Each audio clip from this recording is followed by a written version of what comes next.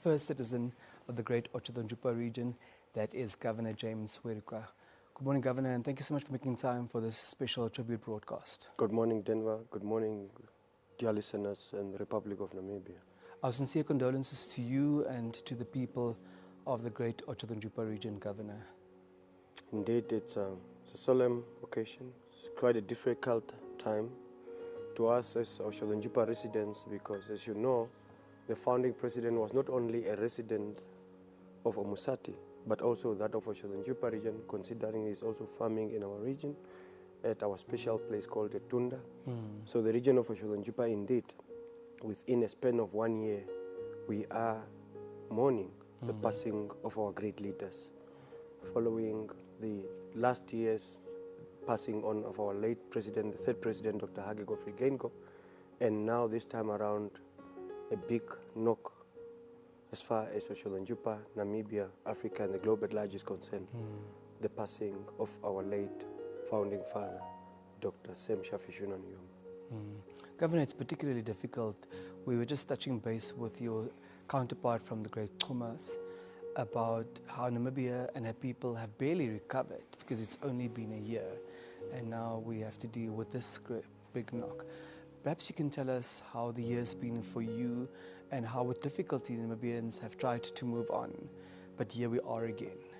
Thank you very much. The year in the Republic of Namibia, as we were about to recover from the passing of our late president, Dr. Hage Godfrey Geingob, and you might be aware that the passing on of Dr. Sam Nujoma is exactly just 4 days in between from the passing of the late Dr. Hage Godfrey Geingob last year. Now, this year we went into a remembrance phase where, as a nation, we came together, led by His Excellency President Nangolo Mbumba, to remember the late president. Just as we are about to recover from that, indeed, the information came to us that indeed our founding president is no more. As a nation, we are finding it difficult to understand what happens because of the earth. We as a people, we are in the flesh, and only the Almighty God knows better.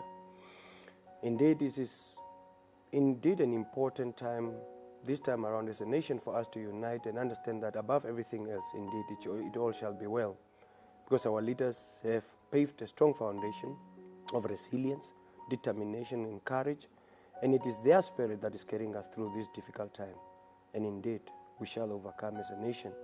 We would have to hold hands and remain steadfast in the spirit of our president, founding father, commander-in-chief of the Namibian Defense Force, the first commander, the first president of the Republic of Namibia, and indeed a commander of the People's Liberation Army of Namibia, a torch bearer, a trailblazer, an iconic leader who have led Namibia through difficult times before independence and after independence, selflessly so for the total liberation of Namibia and for the prosperity of our nation at large. You're touching on the heart of the matter, namely the foundational leadership provided by President Nujoma. And although you were one of the young governors appointed by the late President Geingob, you're certainly very well aware of the immense sacrifice and the incredible role that President Nujoma had played. From your perspective, please let's take it a step further and unpack that role regarding and which culminated in the liberation of our people and ultimately the establishment and the development of what was to become Namibia.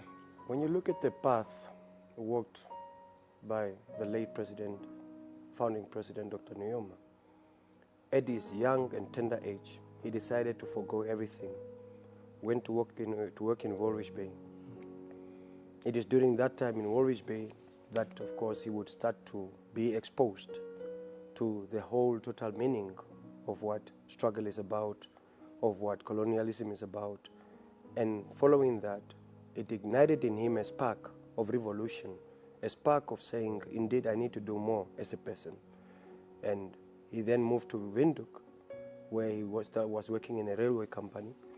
And be that as it may, the founding president then was attending night classes.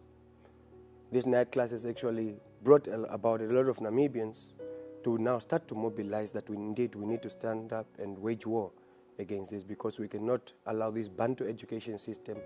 And indeed, the whole fight was about the labor system an unfair labor system and labor practices that were put in place against the black citizens of this country, the black Namibians, and as a result, the founding president and other leaders, they decided to say, enough is enough.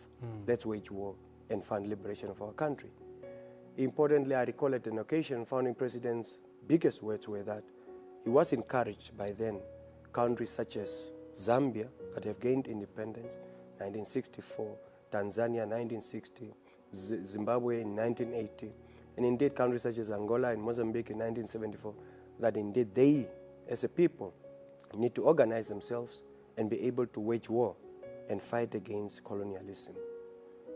That path was not an easy one, because it is that path that today led to us as Namibia being a free country and a democratic state, for us to come and sit like this and without any harassment, without anything.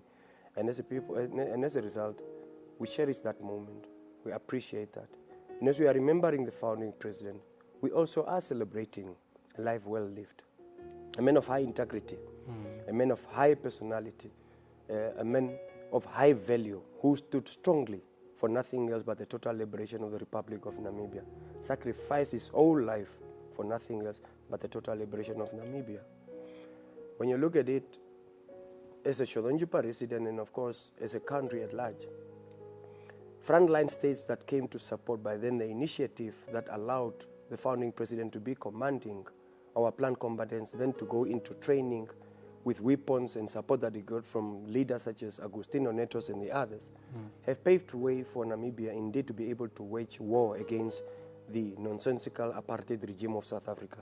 And that have paved the way for Namibia to be able to reach its goal. One of the key moments, Denver, and my dear viewers, is that, you know, one of the key things that the founding president stood up was that above everything else, Namibia will never be represented by anybody else. And the liberation of Namibia would come at a price, and that price is sacrifice of our youthful life, sacrifice of our own lives to ensure that we liberate Namibia. And you would remember that one of the events where he spoke to us as young people, by then he said, what made me to be who I am in the end is that as young people, you should stand against things such as alcoholism, social ills, and prioritize your lives towards education, towards ensuring that you as a people become better people for the Republic of Namibia. When you look at one example is that the first meeting that took place in the negotiations of Namibia's total liberation, the founding president will recall at a point to say, it was supposed to take place in Windhoek, that is now under the United Nations, but of course there was skepticism and so forth. And then the venue was eventually changed to Cape Town, they couldn't agree. And the meeting took place in Geneva, where founding president and Torres flew from here, Luanda, all the way to Paris, and from Paris to Geneva. But what was profound to me when he was recalling to us this moment is that when he got to the venue, a hall under the League of Nations by then in Geneva, it was that the place that was arranged for the Swabo delegation by then to come and sit for the negotiation, the secretary was supposed to usher them to that very place, have actually abandoned the post and left. And the South African delegation, the Boers from South Africa who came by then to negotiate on this, eventually happened to have been seated at the Swabo party place. And President Nujoma physically went to remove one of them and to say that indeed never and never will Namibia be represented by anybody else while we are alive. We're here to represent Namibia, and we will do so. He delivered his statement and he walked out. It speaks to the quality of fearlessness, Governor. And one task that's certainly a mammoth task on this platform, and it'll be your assignment shortly, but to single out what his greatest accomplishment was from your perspective. And it's certainly difficult to just mention one, and you need not. But talk to us about which his key accomplishments or his key accomplishment was. President Nujoma, first of all, the biggest accomplishment was the ability to mobilize the whole Southwest Africa by then. To mobilize everybody from all walks of life, irrespective of their ethnicity, origin, and creed, to say that the mission is to totally liberate Namibia. And President Nujoma created leaders in that process. He created leaders out of farmers. He created commanders out of general and ordinary Namibians who never knew that one day indeed they would become what they became. He would identify talent out of everyone, and whenever talent is identified, he will put you to the fore. So at many occasions, when you look at who the commanders are, the planned combatants, and everybody else during that difficult time, President Nujoma ensured that indeed when you are given a task, he will mold you, he would actually assist you in the process of understanding what your role entails and what your responsibilities are. He valued loyalty, he valued selflessness, he valued encouragement, determination, and of course bravery of ensuring that we should remain fearless and steadfast in the total liberation of our country. And never should we expect anybody to come and liberate us. But this liberation will not come in a silver platter, but rather indeed sacrifice will be the order of the day. You would recall that as a person himself, President Nujoma have led Namibia as a first democratically elected country, being Namibia, in a free and independent Namibia. He's our first president, and he's the founding father of the Namibian nation, the first commander-in-chief of the Namibian Defense Force in a democratic country. He would take an individual like the late President Dr. Hage Geingob and make him a prime minister, first of its kind, to lead our nation. And that is to tell you that indeed, that Nujoma was not about tribalism. He would look beyond those lines, even before independence. A strong believer in steadfastness. One of the key events, Denver and the dear listeners, you would remember that Walvis Bay was not at the point when, after liberation, the South Africans wanted to claim that Walvis Bay was not part of the German Southwest Africa, and as a result, Namibia cannot claim it. And that alone, President Nujoma decided to appoint the current president, His Excellency Dr. Nangolo-Mbumba, to spearhead the negotiation process. To get Walvis Bay back? Mm. And indeed, the instructions were clear. Go and get Walvis Bay back. And one of the key attributes that I'm learning and understanding every day when you are with your leaders is that President Nangolo-Mbumba's key attribute is that he's a good listener and a good executor as far as instructions are concerned. He went into Walvis Bay, a foreign terrain in which the nonsensical South African regime have plotted and, of course, put in a strong system of governance. Number of Boers were around there. One of them was a police commander. So when President Mbumba visited Walvis Bay, he indeed was met with resistance of saying that I cannot talk to a Kafir. And that used to implicate that you are mediocre, you are less of a person in front of us as whites, and as a result, we cannot talk to you. But the interesting part I'm mindful that was an attribution, but we just need to be slightly mindful of the language, Honourable Governor. So sorry. And what is important is that how the settlement came about. By then, Commissioner Nguo was sent, and he went to visit his counterpart, who was actually from the apartheid regime, a police commander. When Nguo visited him, he was having an AK-47, and he couldn't find the other colleague in the office, and he put his AK-47 on the desk. Upon return, he found Nguo in there, and he thought it was a war that is being waged, and that's how Walvis Bay actually, in the end, was attained. And returned home. And returned home without bloodshed and so forth. Today, as a country, we are firm, we are concrete, and we went through a process of peace and reconciliation. It was President Nujoma who even brought up the idea that before we even attain our independence, our constitution is signed and so forth, let's go into a process of creating a policy of national reconciliation, where we hold hands as various forces that were against each other. Now we can hold hands as people and say that we are united, let's build Namibia together. The first Constituent Assembly, President Nujoma appointed President Geingob to lead that very event as a chairperson of the Constituent Assembly. And within a short period of time, Namibia Constitution today is being held all over the world, and today it was supposed to be our Constitution Day. But in honor of our president, it is postponed. That is high regard to our president. President Nujoma was a strong believer of education. We never had an education system in place. It was Bantu education. Secondary schools were limited only to the white minority children. There was no university of some kind. Today in Namibia, we have UNAM, we have NAST, we have IUM, and an array of universities, including medical schools. President Nujoma even went on to study geology, just to demonstrate to the young people that indeed education is key, and he is a qualified geologist. So indeed, in his legacy, we will follow, and President Nujoma's marching orders are clear that Namibia will never and never ever will it be colonized. We should believe in us turning the natural resources of Namibia to the benefit of the country.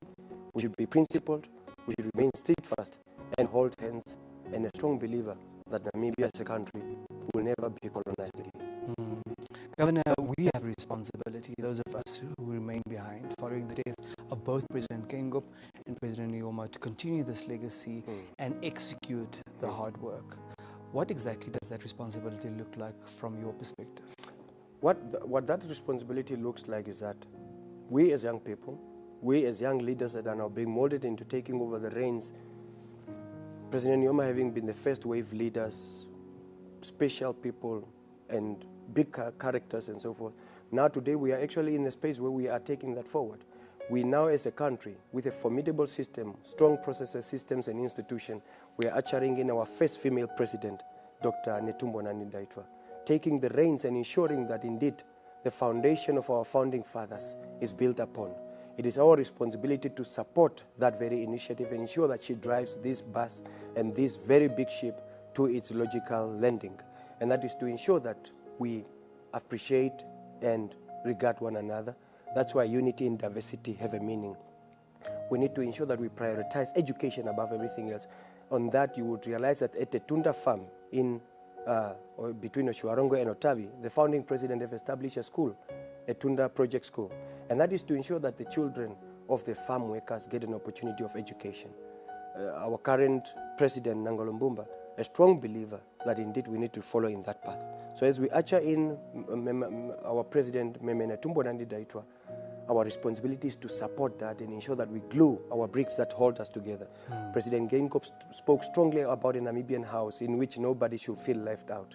And the bricks were the various tribes, and then come in the glue that hold us together, and then on top is plastering to ensure that we are one.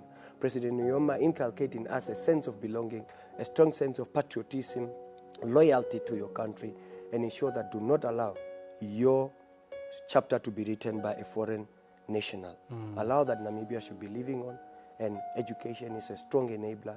Founding president said, in education, let's promote education to ensure that we fight against poverty, fight against ignorance, fight against diseases, and grow our republic. In his footprint we will follow, and of course, in his dealings and in his leadership as a president, we will follow. Namibia, indeed, have lost a great man, great statesman, trailblazer, an iconic figure. But indeed, in his passing, we will celebrate and cherish the good moment that he has taught us, the strong patriotism that he has inculcated upon us, and a Swabo party that will be continuing up to the end. Would you like to leave your fellow Namibians, your fellow residents from the great Otjozondjupa with a final message, Governor? Residents of Otjozondjupa Region and the Republic of Namibia at large, a dark cloud that is flowing, and of course, around the Republic of Namibia requires us as a people to put aside our differences, hold hands, and pay homage to our fallen leaders. A leader in the form of Dr. Sam Nujoma, a leader who have paved way, sacrificed his whole youthful life and his whole life to this very moment. Let us call upon the Almighty God to provide solace and condolences to Meme Kovambo Nujoma, the whole Kondombolo family, my dear brother Utoni Nujoma, and the entire Nujoma family. Let us hold hands and support the family during this difficult time. And as Namibia, let us remain patriotic and follow the guidance of our President, Dr. Nangolo Mbumba, and the central government during this difficult period. Let us observe what is given. We are told not to hold gatherings, workshops, symposium, trainings, and programs. Let us follow the guidance of the cabinet and the guidance of the central government. And indeed, Namibia is strong and firm. Go well, founding president, Dr. Sam Nujoma. Go well, son of the soil, trailblazer. Go well, our icon. Go well, our liberation struggle leader. Person who have led us during difficult times. Know that Namibia is in good hands. We will carry on the battle towards economic emancipation. It is not an easy one, but indeed, with a strong foundation that you have laid, Meme Netumbo Nandi-Ndaitwah will lead us to the promised land, and we will stand strong behind his leadership. We are standing strong behind President Nangolo Mbumba during this difficult time. Person who have taken reins, and those reins are through difficult times. Remain strong. May God Almighty guide us through this difficult moment. God bless us and God bless Namibia. Thank you very much. Okuhepa Okuhepa mundu atate wakaendo mundu okoruyethu.